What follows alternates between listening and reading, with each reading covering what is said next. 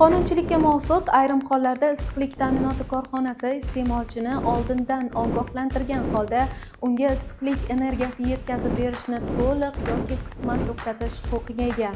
Jumladan, issiqlik uchun to'lov o'z vaqtida amalga oshirilmasa, issiqlik uskunalari yoki tarmoqlari o'zboshimchalik bilan ulansa, o'z energiya inspeksiya ruxsatsiz uskunalar ishga tushirilsa, hisobga olish uskunalarini o'rnatishdan oldin ulanish holatlari aniqlansa, shartnomada belgilangan yuklamalar me'yordan oshirilsa, tarmoqdagi suv ifloslansa, bug' kondensati 50% dan kam qaytarilsa.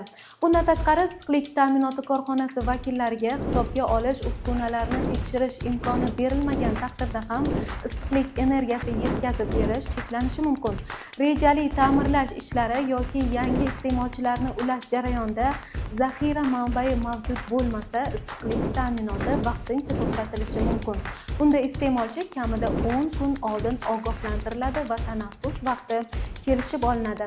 Avariya holatlarida esa issiqlik ta'minoti korxonasi kechiktirib bo'lmaydigan chora-tadbirlarni ko'rish maqsadida iste'molchini darhol xabardor qilgan holda issiqlik energiyasi yetkazib berishni to'xtatish huquqiga ega. To'liq yetkazib berilmagan issiqlik energiyasi miqdori hisobga olish uskunalarining ko'rsatkichlari asosida aniqlanadi va ikki tomonlama dalolatnoma bilan rasmiylashtiriladi.